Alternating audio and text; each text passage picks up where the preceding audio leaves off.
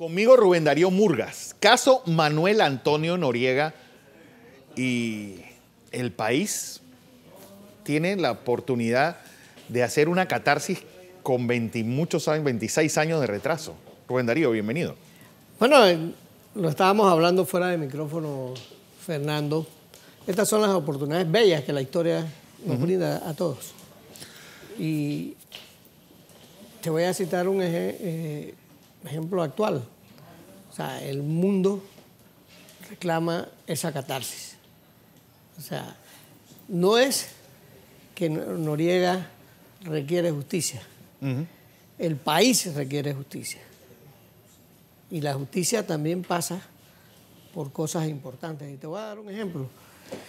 Uruguay, la democracia perfecta de América Latina. De América Latina. La economía perfecta, con la distribución de riqueza. Sí, los mejores índices. Los mejores índices los tiene Uruguay, inclusive de democracia.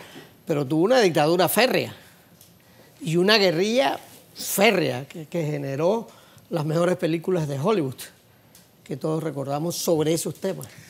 Y Uruguay, los guerrilleros perdonaron a los militares y los militares perdonaron a los guerrilleros. Pero en Uruguay había la particularidad en este ciclo de dictaduras que no había una cabeza tan visible como lo había, por ejemplo, en Chile, como lo había en Paraguay, como lo hubo acá en Panamá. Es decir, como que la responsabilidad también se diluyó entre la cúpula militar. Sí, sí. Cosa que ayudó también a esa época post-dictadura. Claro. Yo te aseguro que para Noriega fue un paso muy duro, ¿sí?, hacer lo que hizo. Pero el país tiene que valorar. Por ejemplo, tú que has hablado con él, Sí. ¿él realmente cree que todos estos años en la cárcel han sido injustos? Mira que no hay amargura en él. No hay amargura en él. No hay amargura. Él, yo sí te lo puedo decir, que Noriega no era Batman ni Superman para ser el responsable de todo lo que pasó en Panamá. Eso fue un poco lo que yo hablaba con Milton Castillo. Sí. Pareciese que Noriega es el chivo expiatorio de todo el mundo. De todo el mundo, es como Cristo, pues, en su momento. Bueno, vamos a ponerlo como el chivo expiatorio, que es una cosa inventada por los israelíes, diciendo este tipo se lleva los pecados de todos nosotros y lo tiran al desierto. Ahora, el país tiene, yo esta mañana decía que hay que reescribir la historia, porque ni la dictadura fue tan dictadura, ni la democracia fue tan santa. Exacto. Porque los pecados que tiene la democracia de corrupción son horrorosamente mucho más grandes que lo que tuvo la llamada dictadura. Entonces, hubo un gobierno duro, militar, que funcionó aquí, pero funcionó con cierta moral. Torrijos cuando arrancó con presos. Y con guerrilla. Y con guerrilla. Pero digo, y exiló a la izquierda panameña, a los comunistas, y después se recompuso el país. Pero también no debemos olvidar que los primeros años de la dictadura de Torrijos fue sin leyes, sin constitución, sin medios de comunicación y sin partidos políticos, que a la larga es donde se sienta toda la democracia. El problema de la época posterior es que ya había esos instrumentos que fueron los que hicieron, pues, aceleraron los procesos. Bueno, fue un apagón político necesario. Mucha gente cree que lo que en este momento necesita la democracia panameña es un apagón también. ¿Por qué? Porque no hay confianza en la Corte Suprema. ¿O tú crees que hay confianza en la Corte Suprema? Por supuesto que no. ¿Hay confianza en la Asamblea? Menos. ¿Hay confianza en los partidos políticos? No. ¿Hay credibilidad en los medios de comunicación? Creo que no. Yo creo que los no. medios en el caso de Noriega, y te felicito. Yo veo que tú estás entrevistando a funcionarios públicos. Fernando, tú estás joven. Yo conozco a tu padre, a tus tíos y a todos los demás. Párate en el medio. Los medios de comunicación tenemos que pararnos en el medio.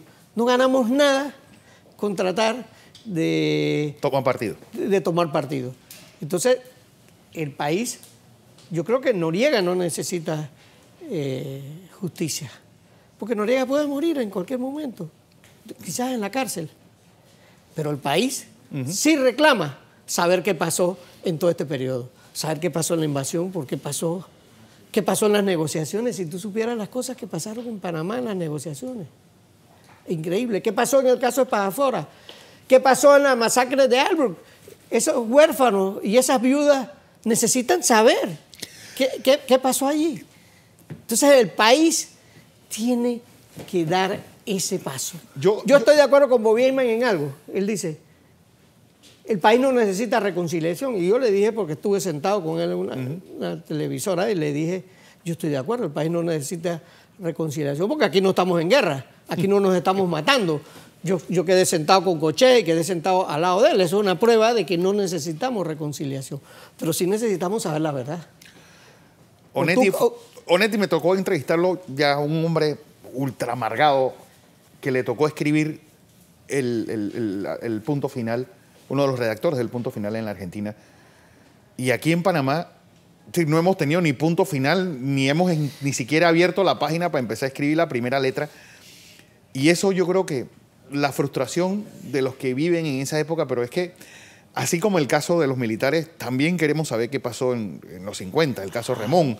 Queremos saber la hostilidad que tuvo, por ejemplo, un gobierno como el de Ernesto de la Guardia. Sí, son un montón de agujeros negros que a la larga han servido también para que los panameños vivamos en paz en un país fenicio totalmente como este. Claro. Y en un país donde tenemos, y cuida la credibilidad de KW, cuida la credibilidad de Nexo, Dios te ha dado esa oportunidad. Y el don más preciado que tenemos los medios y los periodistas es nuestra credibilidad. Si la gente no nos cree, sí, estamos muertos. Entonces, no ganamos nada con tomar partidos en las cosas. Llegó un momento en que tenemos que saber la verdad de Panamá, toda la verdad. Mira, los militares tuvieron que enterrar a escondidas los caídos en la guerrilla. Aquí esto está lleno de fosas comunes. No, y de cuartelitos que tienen el nombre de cabos o de sargentos y la gente no sabe por qué se llama así. Se llama porque murieron en la guerrilla, pero no pudieron hacerle funerales. ¿Por qué? Porque los tenían que enterrar escondidos. Porque en esa época que no había libertad de expresión, no podían aceptar que había una guerrilla. Que había una guerrilla. Porque según los medios de Panamá, no había guerrilla en Panamá. Tú te tenías que enterar a través de los periódicos de Costa Rica o de la prensa internacional.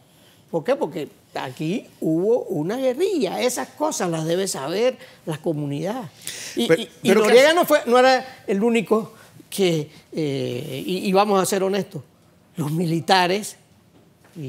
¿Cuántos generales tuvo Panamá? 3 generales. 3. Yo tuve la oportunidad de ser amigo de los 3. De Torrijos, de Noriega y de Paredes. ¿Vale? He hablado larguísimo y hemos desclasificado muchas cosas.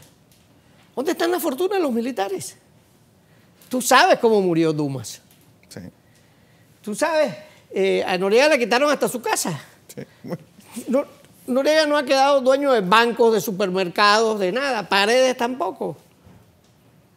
Entonces, esas cosas también se deben saber. Y toda revolución es dura. Es dura.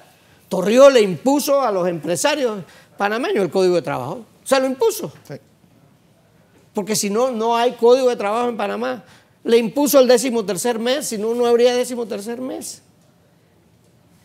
Entonces, esas cosas también hay que divulgarlas, porque la democracia era necesaria, pero la democracia que tenemos es imperfecta. Muy imperfecta. Fernando, yo te pido que te comprometas a pararte en el medio. En eso estoy, o por lo menos eso trato. Trata. Y eso y KW, que es un vehículo abierto a todas las ideas, que se mantenga así. La cosa es, ¿cómo tratamos el caso de la dictadura cuando la mayor parte de la población no la recuerda ni siquiera? Bueno. Es decir, es como si a la generación tuya le hablaran de Pino de la Guardia, o a la generación mía le hablaran de Remón. Es decir, gente que ya no pertenece a nuestro presente, bueno, ni siquiera cercano. Bueno, pero hay trabajos que hay que hacer y los medios lo podemos hacer. Yo recuerdo, hace poquito salió una buena entrevista de tu tía Mayín Correa, de cosas que yo no conocía, y estoy seguro que tú tampoco conocías de tu tía. de cómo Mayín inclusive quedó militando en la izquierda. Sí, bueno, militó en la izquierda. Militó en la izquierda. Entonces, esas historias hay que contarlas, pero bien contadas. Los medios estamos para eso. Pero si los medios nos parcializamos y entonces ahora... Digo que hemos sido los grandes culpables de que no se sepa nada de lo que pasó en Nada, estos somos 21 culpables. años. El perdón de Noriega, los medios empezaron ya, algunos medios, a burlarse del perdón. Está involucrada la Iglesia Católica. La Iglesia ayudó a negociar eso. La oportunidad que tuvo, y mucha gente no entiende por qué Noriega hizo eso. Esta situación de Noriega puede ser una situación modélica, por ejemplo, para el caso colombiano ahora que están en un proceso de paz. Fernando. O en el caso cubano. Tú eres un hombre culto y sé que lees, y se nota que lees y manejas el humor y manejas ciertas cosas que son importantes. ¿Tú te imaginas un proceso de paz en Colombia sin que los militares perdonen a la guerrilla y la guerrilla perdone a los militares? Es imposible. Tú ves el ejemplo de El Salvador. Que El Salvador hoy en día salen pidiendo indemnización y inclusive algún tipo de ayuda. Discapacitados que perdieron brazos, que perdieron piernas, que perdieron ojos, salen a las calles hermanados. De lado y lado. Ex guerrilleros y ex militares, porque los dos están desempleados. Igual pasó en Nicaragua. Pasó en Nicaragua. Y entonces, tú no podías dividir el país de Nicaragua en contras y en sandinistas. Y entonces, si ganaba la contra, los sandinistas no eran seres humanos. No, ese proceso tiene que venir y tiene que venir en Panamá.